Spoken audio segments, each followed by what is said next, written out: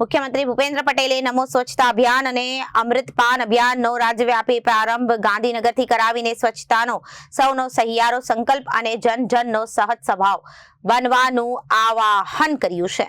તેમાં તાપી જિલ્લો પણ ઉત્સાહભેર સહભાગી બન્યો છે। આ અભિયાનના ભાગરૂપે તાપી જિલ્લાની વ્યારા જનરલ હોસ્પિટલ ખાતે ધારાસભ્ય મોહનભાઈ કોંકણી, જિલ્લા પંચાયત પ્રમુખ ચંચળબેન ચૌધરી, નગરપાલિકા પ્રમુખ ડોક્ટર પ્રિયાબેન પટેલની પ્રેરક ઉપસ્થિતિમાં નમો સ્વચ્છતા કાર્યક્રમ અભિયાન યોજાયો હતો। અને આ તકે ધારાસભ્ય મોહનભાઈ કોંકણીએ જણાવ્યું કે મુખ્યમંત્રીએ ગરિમાય ઉપસ્થિતિમાં નમો સ્વચ્છતા અભિયાનનો રાજ્યવ્યાપી શુભારંભ થયો। આ અભિયાન માત્ર હોસ્પિટલો સુધી મર્યાદિત નહીં, પરંતુ દરેક ગામ, વિસ્તાર, શહેર, તાલુકા સુધી પહોંચીને વ્યાપક સ્વચ્છતાનો સંદેશ ફેલાવશે। હોસ્પિટલો જેવી જગ્યાએ લોકો આરોગ્ય સેવાઓ મેળવવા આવે છે, તેથી આ સ્થળોને સ્વચ્છ અને સ્વસ્થ રાખવા એ દરેક જવાબદારી છે। વધુમાં તેમણે કહ્યું કે અભિયાન અંતર્ગત સામૂહિક સ્વચ્છતા કાર્યક્રમો યોજાશે, જેમાં ડોક્ટર્સ, નર્સિંગ સ્ટાફ, હોસ્પિટલ કર્મચારીઓ, પંચાયતી રાજ સંસ્થાનો અધિકારીઓ તેમજ સ્થાનિક લોકો સક્રિય ભાગ લેશે। સ્વચ્છતાને જનજનનો સહજ સ્વભાવ બનાવવા તાપી જિલ્લો કટિબદ્ધ છે। જી સર,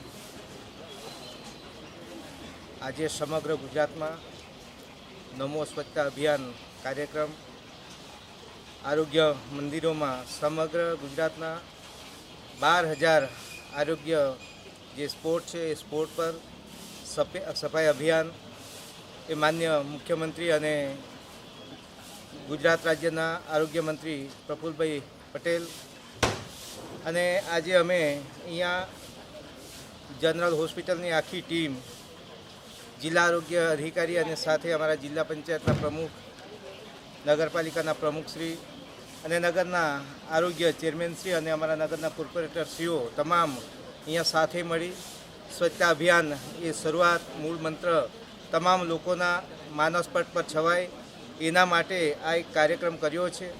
અને આજે ખૂબ જ ઉત્સાહથી તમામ ડૉક્ટર્સો અને એની સાથે સાથે જે આખો વિભાગ જે છે એ સાથે જોડાઈ અને આજે આ સ્વચ્છતા કાર્યક્રમ આ શરૂઆત કરી છે।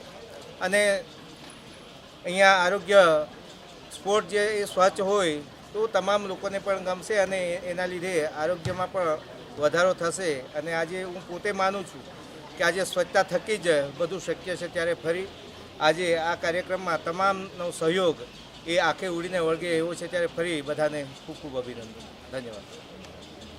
Reporter Ashish Gavit, Janadesh news, Tapi.